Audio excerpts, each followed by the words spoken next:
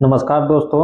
आज ईडीयूटेरिया का वॉल्यूम 2 का सेट नंबर 3 हम देखेंगे। इसके पहले सेट 1 और 2 देख चुके हैं। तो चलिए इसके पहले क्वेश्चन हम लोग स्टार्ट करते हैं। पहला क्वेश्चन हमारा है, जाति आधारित गणना 2022 के अनुसार हिंदू धर्म की आबादी कितना प्रतिशत है। तो जाति आधारित गणना 2022 के अनुसार हिंदू धर्म की जो आबादी है ये 81.99% है। सबसे अधिक जो आबादी है ये हिंदू की ही है और दूसरे स्थान पर मुस्लिम है, और सबसे कम आबादी की बात की जाए तो वो जैन धर्म की है। नेक्स्ट क्वेश्चन हमारा है, भारत में अपनी शाखा खोलने वाला पहला विदेशी विश्वविद्यालय कौन है। तो पहला विदेशी विश्वविद्यालय जो है ये डीकिन विश्वविद्यालय है। ये ऑस्ट्रेलिया का विश्वविद्यालय है और ये गुजरात के गांधीनगर में अपनी शाखा को खोला है। नेक्स्ट क्वेश्चन हमारा है, नाटो के 31वें सदस्य के रूप में किसे शामिल किया गया है। तो नाटो के 31वें सदस्य जो बना है ये फिनलैंड बना है और नाटो की स्थापना जो है 1949 में हुआ था। नेक्स्ट क्वेश्चन हमारा है, सिपरी रिपोर्ट 2023 के अनुसार विश्व के 3 सबसे बड़े शस्त्र आयातक देशों का क्रम है। तो सबसे अधिक आयात जो करता है ये भारत, सऊदी अरब और कतर करता है, लेकिन अगर निर्यात की बात की जाए तो सिपरी के अनुसार सबसे अधिक निर्यात जो है अमेरिका के द्वारा किया जाता है। नेक्स्ट क्वेश्चन हमारा है, अंतरराष्ट्रीय बौद्धिक संपदा सूचकांक 2023 में भारत का स्थान। तो इसमें जो है भारत का स्थान जो है ये 42वां है और पहले स्थान पर बात की जाए तो पहले स्थान अमेरिका का है। और नेक्स्ट क्वेश्चन हमारा है, नेपाल के नए राष्ट्रपति कौन बने हैं। तो नेपाल के नए राष्ट्रपति जो बने हैं ये रामचंद्र पौडेल बने हैं। ये जो है स्थान लिए हैं विद्या देवी भंडारी का। अगला क्वेश्चन हम देखेंगे, प्रधानमंत्री द्वारा टेक्सटाइल उद्योग को बढ़ावा देने हेतु कितने पीएम मित्रा मेगा टेक्सटाइल पार्क को स्थापित करने की घोषणा की गई है। तो ये 7 मेगा टेक्सटाइल पार्क खोलने की घोषणा की गई है। अगला क्वेश्चन हमारा है, बजट 2023-24 में प्रधानमंत्री ग्राम सड़क योजना हेतु कितना बजट अनुमानित है। तो ये 19,000 करोड़ रुपये बजट अनुमानित है प्रधानमंत्री ग्राम सड़क योजना के लिए। अगला क्वेश्चन देखेंगे, हाल ही में अंतर्राष्ट्रीय महिला वैज्ञानिक दिवस कब मनाया गया। तो अंतर्राष्ट्रीय महिला वैज्ञानिक दिवस जो है ये प्रतिवर्ष 11 फरवरी को मनाया जाता है। अगला क्वेश्चन हमारा है, हाल में किए गए घोषणा के अनुसार आरबीआई ने ई रूपी की सीमा को 10,000 से बढ़ाकर कितना किया है। तो ई रूपी की सीमा आरबीआई ने 10,000 से बढ़ाकर ये 1 लाख कर दिया है। अगला क्वेश्चन हमारा है, मालाबार नौसेना अभ्यास 2023 का आयोजन कहाँ किया गया है। तो मालाबार नौसेना अभ्यास 2023 का आयोजन जो है ये ऑस्ट्रेलिया में किया गया है और 2022 में इसका आयोजन जो है ये जापान में किया गया था। नेक्स्ट क्वेश्चन हमारा है, बच्चों के लिए डिजिटल स्वास्थ्य कार्ड लॉन्च करने का वाला पहला राज्य कौन बना है। तो बच्चों के लिए डिजिटल स्वास्थ्य कार्ड लॉन्च करने वाला पहला राज्य जो है ये उत्तर प्रदेश है। नेक्स्ट क्वेश्चन देखेंगे, नेशनल आइस हॉकी चैंपियनशिप 2023 का खिताब किसने जीता है। तो इसका खिताब जो है ये आईटीबीपी ने जीता है। आईटीबीपी लद्दाख को हराकर इसका खिताब जीत लिया। इसका आयोजन भी लद्दाख में ही किया गया था। नेक्स्ट क्वेश्चन हमारा है, हाल ही में प्रसिद्ध व्यक्ति सतीश कौशिक का निधन हो गया है, उनका संबंध किस क्षेत्र से था। तो सतीश कौशिक का संबंध जो है ये अभिनेता थे और एक निर्देशक भी थे। तो ए और बी दोनों हमारा सही उत्तर हो जाएगा, डी सही होगा। नेक्स्ट क्वेश्चन हमारा, निम्नलिखित में से कौन राज्यपालों के संबंध में सही सुमेलित नहीं है। तो असम का राज्यपाल देखेंगे गुलाब चंद कटारिया, ये सही है। मणिपुर का राज्यपाल देखेंगे अनुसुईया उइके, ये भी सही है। नागालैंड का राज्यपाल देखेंगे ला गणेशन, ये भी सही है। और मेघालय का राज्यपाल जो है ये रमेश बिश्नोई है। मेघालय का राज्यपाल जो है वो फागू चौहान है। तो इसलिए ऑप्शन डी जो है सुमेलित नहीं है। अगला क्वेश्चन हमारा है, भारत को किस वर्ष एससीओ में पर्यवेक्षक का दर्जा दिया गया था। तो 2005 में भारत को पर्यवेक्षक का दर्जा दिया गया है एससीओ में। और एससीओ की बात करें तो इसकी स्थापना जो है 2001 में किया गया था और एससीओ में कुल सदस्य संख्या जो है ये 8 है। मोढेरा को भारत का पहला 24x7 सौर ऊर्जा संचालित गांव घोषित किया गया है। यह गुजरात के किस जिले में है। तो गुजरात के मेहसाना जिले में ये मोढेरा स्थित है और यह भारत का पहला 24x7 सौर ऊर्जा संचालित गांव घोषित किया गया है। नेक्स्ट क्वेश्चन हमारा, स्टैचू ऑफ बिलीफ प्रतिमा संबंधित है। तो ये प्रतिमा जो है भगवान शिव से संबंधित है। इसको राजस्थान के नाथद्वारा में स्थापित किया गया है। अगला क्वेश्चन देखेंगे, उच्चतम न्यायालय ने किसकी अध्यक्षता में क्षेत्रीय भाषा में न्यायालयों के निर्णय को अनुवाद करने हेतु समिति का गठन किया है। तो ये अभय ओका समिति, अभय ओका समिति के सिफारिश पर इनकी अध्यक्षता में क्षेत्रीय भाषा में न्यायालयों के निर्णय को अनुवाद करने हेतु गठन किया गया है। अगला क्वेश्चन हमारा है, भारत की सबसे बड़ी एस्केप टनल की लंबाई कितनी है? तो सबसे बड़ी एस्केप टनल की लंबाई जो है ये 272 किलोमीटर है। नेक्स्ट क्वेश्चन हमारा है, ब्लैक राइनो को संरक्षण देने के उद्देश्य से वन्य जीव संरक्षण बॉन्ड वाइल्ड लाइफ बॉन्ड को किस संस्था द्वारा जारी किया गया है? तो इसको जारी किया गया है वर्ल्ड बैंक के द्वारा जारी किया गया है। अगला क्वेश्चन देखेंगे, किरण रिजिजू ने इस्तीफे के बाद देश के नए कानून मंत्री कौन बने हैं? तो किरण रिजिजू के इस्तीफे के बाद अर्जुन राम मेघवाल देश के नए कानून मंत्री बने हैं और किरण रिजिजू को जो है बना दिया गया है पृथ्वी और विज्ञान मंत्रालय इनको दिया गया है। अगला क्वेश्चन हमारा है, किस संस्था द्वारा हाल ही में जीवन आजाद पॉलिसी की शुरुआत की गई है? तो इसकी शुरुआत जो है ये LIC के द्वारा किया गया है। अगला क्वेश्चन देखेंगे, वर्ष 2023 में कितनी महिलाओं को पद्म पुरस्कार से सम्मानित किया गया है? तो कुल 19 महिलाओं को पद्म पुरस्कार से 2023 में सम्मानित किया गया है। यदि बात करें कि कुल पुरस्कार जो है पद्म पुरस्कार जो है 106 दिए गए, जिसमें से 6 पद्म विभूषण था और 9 पद्म भूषण था और 91 जो था ये पद्म श्री दिया गया, यानी कुल 106 जो है 2023 में पद्म पुरस्कार दिया गया। अगला क्वेश्चन हमारा है, राष्ट्रीय विज्ञान दिवस 2023 का विषय था। तो राष्ट्रीय विज्ञान दिवस 2023 का विषय जो था ये वैश्विक कल्याण के लिए वैश्विक विज्ञान था। क्वेश्चन हमारा है, भारत के उपराष्ट्रपति का निर्वाचन एक निर्वाचक गण द्वारा किया जाता है जिसके सदस्य होते हैं। तो इसमें संसद के दोनों सदनों के सभी सदस्य होते हैं। तो ऑप्शन बी हमारा सही हो जाएगा।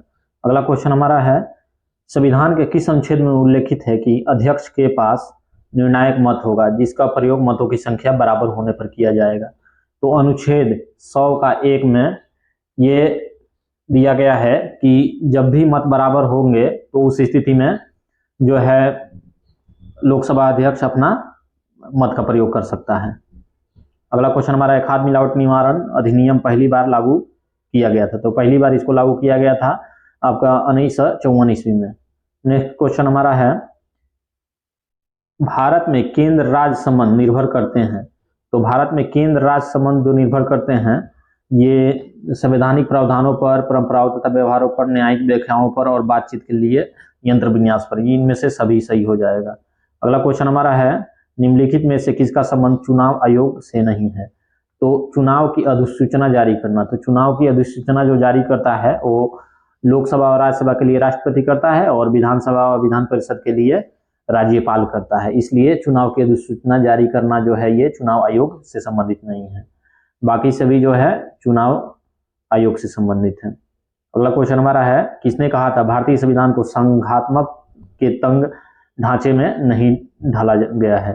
तो ये कहा था भीमराव अंबेडकर के द्वारा कहा गया था। तो इसलिए हमारा ऑप्शन डी सही हो जाएगा। नेक्स्ट क्वेश्चन है, मेयर का कार्यकाल कितने वर्ष का होता है? तो मेयर का कार्यकाल जो होता है सामान्यतः 5 वर्ष का होता है, लेकिन कहीं कहीं देखा गया है कि मेयर का कार्यकाल जो है 1 वर्ष का भी होता है। जैसे दिल्ली और बेंगलुरु में मेयर का कार्यकाल 1 वर्ष का होता है। अगला क्वेश्चन हमारा है, सूची 1 से सूची 2 को मिलान करना। एक तरफ समिति दिया हुआ है, दूसरी तरफ उसकी स्थापना वर्ष दिया हुआ है। तो थुंगन समिति की जो स्थापना हुई थी ये हुआ था 1988 ईस्वी में और अशोक मेहता समिति 1977 में हुआ था। BR मेहता बलवंत राय मेहता समिति 1957 में हुआ था और ML सिंघवी समिति 1986 में हुआ था। तो इसका सही उत्तर हो जाएगा 4, 3, 1, 2। ऑप्शन डी सही हो जाएगा। अगला क्वेश्चन देखेंगे, निम्न में से कौन सा संविधान संशोधन अधिनियम मताधिकार की आयु घटाने या कम करने से संबंधित है? तो 61वां संविधान संशोधन जो है ये मताधिकार की आयु 21 वर्ष से घटाकर 18 वर्ष कर दिया गया था। ये इसको 1989 ईस्वी में लागू किया गया था और इसमें अनुच्छेद 326 में संशोधन किया गया। बोहरा समिति का संबंध है। अगला क्वेश्चन हमारा है, तो बोहरा समिति का संबंध जो है राजनेताओं तथा अपराधियों की साठगांठ से है और बोहरा समिति का गठन जो है ये 1993 ईस्वी में किया गया था। अगला क्वेश्चन हमारा है, राष्ट्रीय कृषि एवं ग्रामीण विकास बैंक की स्थापना कब हुई? तो इसकी स्थापना जो है 12 जुलाई 1982 ईस्वी को हुई थी, जिसे हम नाबार्ड कहते हैं। अगला क्वेश्चन हमारा है, 20 सूत्री कार्यक्रम की शुरुआत किस पंचवर्षीय योजना के दौरान की गई थी? तो 20 सूत्री कार्यक्रम की शुरुआत जो है ये 5वीं पंचवर्षीय योजना के दौरान की गई थी। 20 सूत्रीय कार्यक्रम जो है 5वीं पंचवर्षीय योजना के दौरान इसको शुरू किया गया था और 5वीं पंचवर्षीय योजना का कार्यकाल अगर देखेंगे तो 1974 से लेकर 1978 ईस्वी तक था। अगला क्वेश्चन हमारा है मत्स्य एवं खनन किस क्षेत्र के अंतर्गत आते हैं? तो मत्स्य एवं खनन जो है ये प्राथमिक क्षेत्र के अंतर्गत आते हैं। नेक्स्ट क्वेश्चन है the general theory of employment interest and money पुस्तक के लेखक कौन है? तो इस पुस्तक के लेखक जो हैं ये कीन्स हैं। ऑप्शन सी सही हो जाएगा। अगला क्वेश्चन देखेंगे भारत के विदेशी व्यापार से संबंधित आंकड़े किसके द्वारा जारी किए जाते हैं? तो ये रिजर्व बैंक के द्वारा जारी किया था। रिजर्व बैंक की स्थापना जो है 1949 में किया गया था और रिजर्व बैंक की स्थापना 1949 में नहीं 1935 ईस्वी में किया गया था, 1 अप्रैल 1935 में, और 49 में इसका राष्ट्रीयकरण किया गया था। और नेक्स्ट क्वेश्चन हमारा है किस ग्रह का विशिष्ट गुण उसके चुंबकीय क्षेत्र का होना है? तो चुंबकीय क्षेत्र का होना बुध है। सूर्य के सबसे नजदीक का जो ग्रह है ये बुध है और बुध जो है सबसे कम समय में सूर्य का चक्कर लगाता है। ये 88 दिन में बुध का चक्कर लगाता है और 58 दिन में अपने अक्ष पर घूम जाता है। अगला क्वेश्चन हमारा है निम्नलिखित में से कौन बलित पर्वत के उदाहरण नहीं है? तो इसमें से जो है ये पारसनाथ जो है बलित पर्वत के उदाहरण नहीं है, बल्कि पारसनाथ जो है ये अवशिष्ट पर्वत का उदाहरण है और बलित पर्वत का उदाहरण जो है हिमालय है और आल्पस बलित पर्वत का उदाहरण है। नेक्स्ट क्वेश्चन हमारा किस देश को वनों का देश के उपनाम से जाना जाता है? तो कांगो को वनों का देश के उपनाम से जाना जाता है। अगला क्वेश्चन हमारा है निम्नलिखित में से कौन सी ठंडी जलधारा का उदाहरण है? तो इनमें से जो है हमबोल्ट जो है ये प्रशांत महासागर की ठंडी जलधारा है और ये सुसीमा जो हो गया और इरमिंजा जो हो गया ये गर्म जलधारा है। नेक्स्ट क्वेश्चन हमारा है कोयम्बटूर एवं कोचीन को कौन सा दर्रा जोड़ता है? तो कोयम्बटूर और कोचीन को ये पाल घाट जोड़ता है और थाल घाट की बात करें तो थाल घाट नासिक और मुंबई को जोड़ता है और भोर घाट जो है ये मुंबई से पुणे को जोड़ता है। नेक्स्ट क्वेश्चन हमारा है जवाई तथा सुकरी किसकी सहायक नदी है? तो जवाई तथा सुकरी जो है ये लूनी नदी की सहायक नदी है। ऑप्शन डी हमारा सही हो जाएगा। अगला क्वेश्चन हमारा है गिरना सिंचाई परियोजना किस राज्य में स्थित है? तो गिरना सिंचाई परियोजना जो है ये गिरना नदी पर महाराष्ट्र में स्थित है। ऑप्शन डी सही होगा। अगला क्वेश्चन देखेंगे निम्नलिखित में से कौन सा जल प्रपात राजस्थान में स्थित नहीं है? तो राजस्थान में स्थित नहीं है इनमें से जो जल प्रपात है ये आपका दूध सागर है। दूध सागर जो है राजस्थान में स्थित नहीं है, ये गोवा में स्थित है, मांडवी नदी पर स्थित है। अगला क्वेश्चन हमारा है माउंट कोयोगो स्थित है? तो माउंट कोयोगो स्थित है ये दक्षिणी अंडमान में स्थित है और माउंट थुलियर भी जो है दक्षिणी अंडमान में स्थित है। नेक्स्ट क्वेश्चन हमारा है नेपाल के साथ कितने भारतीय राज्य सीमा बनाते हैं? तो नेपाल के साथ 5 भारतीय राज्य सीमा बनाते हैं। वो राज्य हैं पहला है बिहार, दूसरा है उत्तर प्रदेश, तीसरा है पश्चिम बंगाल, चौथा है सिक्किम, 5वां है उत्तराखंड। ये 5 राज्य जो है नेपाल से सीमा बनाते हैं। अगला क्वेश्चन हमारा है सूची 1 को सूची 2 से मिलान करना है। तो कौटिल्य के द्वारा लिखा गया था अर्थशास्त्र पुस्तक, सोमदेव के द्वारा लिखा गया था कथा सरित सागर और जयदेव को गीत गोविंद के द्वारा लिखा गया था। भद्रबाहु जो है भद्रबाहु ने कल्पसूत्र की रचना की थी और जयदेव गीत गोविंद की रचना किए थे और सोमदेव कथा सरित सागर के और कौटिल्य जो है अर्थशास्त्र की रचना किए थे। तो इस तरह हमारा ऑप्शन 1 का 4 हो जाएगा और 2 का 2 हो जाएगा, तो ऑप्शन ये सी सही हो जाएगा। 4 2 3 1। अगला क्वेश्चन हमारा है दिल्ली सल्तनत के एकमात्र सुल्तान जिसने अपनी आत्मकथा लिखी है वह सुल्तान कौन था? तो फिरोज शाह तुगलक के द्वारा फुफुआते फिरोज शाही अपनी आत्मकथा लिखी गई है।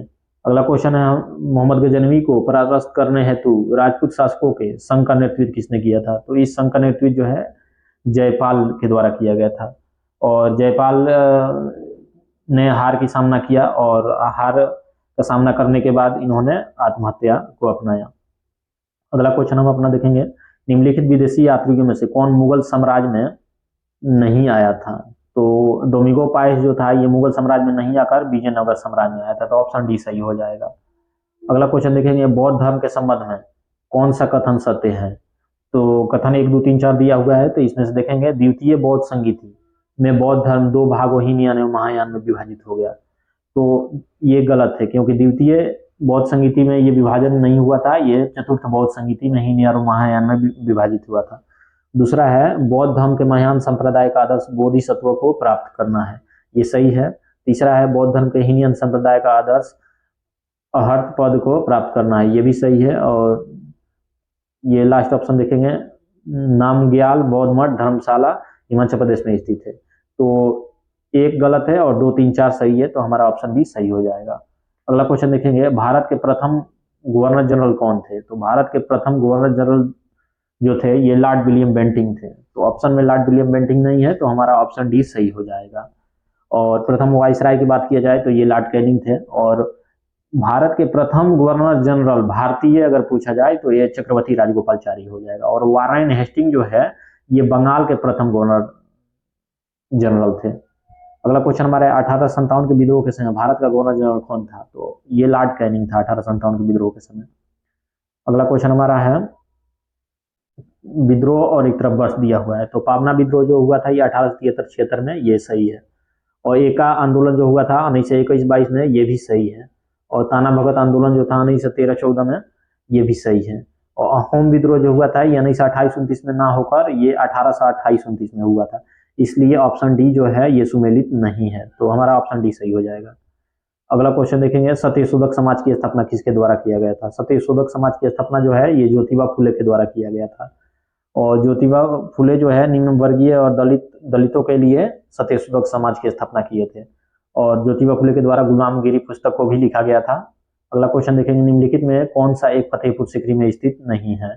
तो फतेहपुर सीकरी में स्थित नहीं है जो है मोती मस्जिद।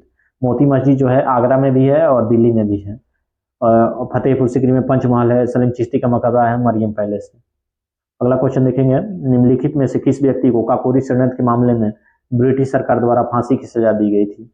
तो फांसी की सजा जो दी गई थी ये राम प्रसाद बिस्मिल को दी गई थी और रोशन लाल को दी गई थी। सचिंद्र सन्याल को आजीवन कारावास के सजा मिला था, तो हमारा ऑप्शन बी सही होगा। नेक्स्ट क्वेश्चन देखेंगे निम्नलिखित में कौन से गोलमेज सम्मेलन में गांधी जी ने भाग नहीं लिया था? तो गांधी जी ने केवल दूसरे गोलमेज सम्मेलन में भाग लिया था, और तो प्रथम और तृतीय में भाग नहीं लिया था। तो ऑप्शन ए और सी दोनों सही हो जाए, क्योंकि इसमें पूछा गया है किस सम्मेलन में भाग नहीं लिए थे। द्वितीय गोलमेज सम्मेलन में गांधी जी के साथ में सरोजिनी नायडू और मदन मोहन मालवीय ने भी भाग लिया था। अगला क्वेश्चन देखेंगे निम्नलिखित में से कौन सा कथन सत्य है? तो जबालोपनिषद में चारों आश्रमों का उल्लेख मिलता है, तो ये हमारा ऑप्शन सही है। और ये 3 जो ऑप्शन जो है ये गलत हैं, तो इसलिए हमारा ए सही हो जाएगा। अगला क्वेश्चन देखेंगे निम्न में से किस हड़प्पा स्थल से जुते हुए खेतों के निशान या साक्ष्य प्राप्त हुए हैं? तो ये कालीबंगन से जोते हुए खेत के साक्ष्य प्राप्त हुए हैं। अगला क्वेश्चन देखेंगे चोल काल में व्यापारियों की सभा को किस नाम से जाना जाता था? तो चोल काल में व्यापारियों की सभा को नगरम से जाना जाता था, ऑप्शन सी सही होगा। अगला क्वेश्चन है वर्ष 1997 में जलवायु परिवर्तन सम्मेलन कहाँ हुआ था? तो 1997 में जलवायु परिवर्तन सम्मेलन जो हुआ था ये क्योटो जापान में हुआ था।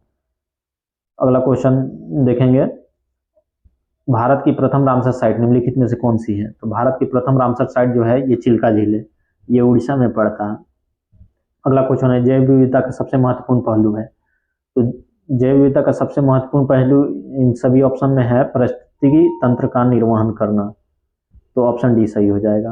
अगला क्वेश्चन हमारा है पारिस्थितिकी तंत्र में एक पोषी स्तर से दूसरे पोषी स्तर में स्थानांतरित से ऊर्जा की मात्रा जो है ये ऑप्शन बी घटती है, ऑप्शन बी सही हो जाएगा। वह क्षेत्र जो 2 पारिस्थितिकी तंत्रों के मध्य सीमा रेखा अथवा संक्रमण क्षेत्र के रूप में कार्य करता है, इसको हम क्या बोलते हैं? तो इसको हम इकोटोन बोलते हैं। एक तरफ जैसे वन है और एक तरफ जो है चारागाह है, तो वन और चारागाह के मध्य जो है ये क्षेत्र जो होता है इसको हम इकोटोन के नाम से जानते हैं। अगला क्वेश्चन हमारा है दिए गए विकल्पों में अदिश राशि के उदाहरण है। तो अदिश राशि का उदाहरण जो है इनमें से चाल है। वेग और बल ये दोनों जो हैं ये सदिश राशि हैं, और चाल जो है ये अदिश राशि है। अगला क्वेश्चन हमारा है न्यूटन के किस नियम से बल का व्यंजन प्राप्त होता है? तो बल का व्यंजन जो है न्यूटन के द्वितीय गति नियम से प्राप्त होता है, और प्रथम गति नियम से न्यूटन के बल का परिभाषा प्राप्त होता है। बल का व्यंजन अगर पूछा जाए तो द्वितीय गति नियम से प्राप्त होता है, तो ऑप्शन बी सही होगा। अगला क्वेश्चन देखेंगे ताप बढ़ने पर द्रव की श्यानता पर क्या प्रभाव पड़ता है? तो ताप बढ़ने पर द्रव की श्यानता जो है घटती है, लेकिन यदि यही पूछा जाए कि ताप बढ़ने पर गैसों की श्यानता पर क्या प्रभाव पड़ता है, तो गैस की श्यानता जो है बढ़ता है ताप बढ़ने पर, लेकिन ये द्रव की श्यानता घटती है। नेक्स्ट क्वेश्चन हमारा है, जरा दृष्टि दोष को दूर करने के लिए किस लेंस का प्रयोग किया जाता है? तो जरा दृष्टि दोष में ना ही नजदीक की वस्तु स्पष्ट दिखाई देगी और ना ही दूर की वस्तु स्पष्ट दिखाई देगी, तो इसको बाइफोकल लेंस से ठीक किया जाता है। अगला क्वेश्चन हमारा है, निम्नलिखित में से किसकी वेदन क्षमता एवं आयनन क्षमता सबसे अधिक है? तो वेदन क्षमता सबसे अधिक गामा किरण की होती है और आयनन क्षमता सबसे अधिक ये अल्फा किरण की होती है। तो वेदन क्षमता गामा किरण और आयनन क्षमता अल्फा किरण, तो ऑप्शन सी सही हो जाएगा। नेक्स्ट क्वेश्चन देखेंगे, एक दूसरे से मिलान करना, एक तरफ विद्युत चुंबकीय तरंग दिया हुआ है, एक तरफ खोजकर्ता दिया हुआ है। तो गामा किरण की खोजकर्ता पाल विलार्ड, ये सही है। दृश्य किरण की खोजकर्ता जो है न्यूटन है, ये भी सही है। अवरत किरण की खोजकर्ता हर्शेल है, ये भी सही है। और दीर्घ किरण की खोजकर्ता जो है ये मार्कोनी है, रॉन्टजन नहीं है। रॉन्टजन जो है ये एक्स किरण के खोजकर्ता है, तो इसलिए ये सुमेलित नहीं है, ऑप्शन डी। तो हमारा ऑप्शन डी सही हो जाएगा, क्योंकि इसमें पूछा गया है कौन सुमेलित नहीं है। अगला क्वेश्चन हमारा है, ध्वनि की चाल सामान्यतः जल में होती है। तो जल में ध्वनि की चाल जो होती है ये 1483 मीटर पर सेकंड होती है। यदि यही वायु में पूछा जाए तो वायु में 332 मीटर पर सेकंड होती है। रक्त के थक्का को पता लगाने में किस समस्थानिक का प्रयोग किया जाता है? तो ये सोडियम 24 का प्रयोग रक्त का थक्का का पता लगाने के लिए किया जाता है। और पृथ्वी की आयु की ज्ञात करने के लिए ये यूरेनियम 235 का प्रयोग किया जाता है। एक अच्छे ईंधन में कौन सा गुण शामिल नहीं होता है? तो एक अच्छे ईंधन में कौन सा गुण शामिल नहीं होता? तो देखते हैं, आसानी से उपलब्ध हो, ये होना चाहिए। जलने के पश्चात हानिकारक पदार्थ उत्पन्न ना हो, ये भी होना चाहिए। उसका उष्मीय मान निम्न होना चाहिए, नहीं, कभी भी उष्मीय मान उच्च होना चाहिए अच्छे ईंधन के लिए। तो ऑप्शन सी जो है सुमेलित नहीं है, तो ये हमारा सही हो जाएगा। अगला क्वेश्चन है, काओलिन निम्नलिखित में किसका अयस्क है? तो काओलिन जो है ये एल्युमिनियम का अयस्क है, ऑप्शन सी सही हो जाएगा। अगला क्वेश्चन देखिए, आधुनिक आवर्त सारणी में वर्ग एवं आवर्त की संख्या क्रमशः कितनी होती है? तो वर्ग की संख्या जो है ये 18 होती है और आवर्त की संख्या जो है ये 7 होती है। तो हमारा ऑप्शन ए सही हो जाएगा, 18 और 7। सोरेनसन द्वारा पीएच स्केल किस वर्ष दिया गया था? तो सोरेनसन द्वारा 1919 में पीएच स्केल दिया गया था। पीएच स्केल जो है इसमें 7 से यदि कम मान होता है तो ये अम्लीय होता है, और 7 से यदि अधिक पाया जाता है तो वो क्षारीय होता है। यदि 7 पाया जाएगा तो वो उदासीन विलयन होता है। अगला क्वेश्चन देखेंगे, कोशिका विभाजन मुख्यतः कितने प्रकार से होते हैं? तो कोशिका विभाजन जो है मुख्यतः 3 प्रकार के होते हैं। एक अर्धसूत्री विभाजन, और दूसरा जो है असूत्री विभाजन, और तीसरा जो है समसूत्री विभाजन। तो कोशिका विभाजन मुख्यतः 3 प्रकार के होते हैं। गंजापन के लिए कौन सा कवक जिम्मेदार है? तो गंजापन के लिए टीनिया कैपेटिस जो है ये कवक जिम्मेदार है, ऑप्शन सी सही हो जाएगा। अगला क्वेश्चन हमारा है, चावल, गेहूं एवं गन्ना किस कुल के पौधे का उदाहरण है? तो ये तीनों जो है ग्रेमिनेसी कुल के पौधे का उदाहरण है। अगला क्वेश्चन हमारा है, बौने पौधे को लंबा करने में कौन सा हार्मोन सहायक है? तो इसमें जो है जिब्रेलिन सहायक होता है। बौने पौधे को लंबा करने में जिब्रेलिन सहायक होता है, उसको लंबा कर देता है।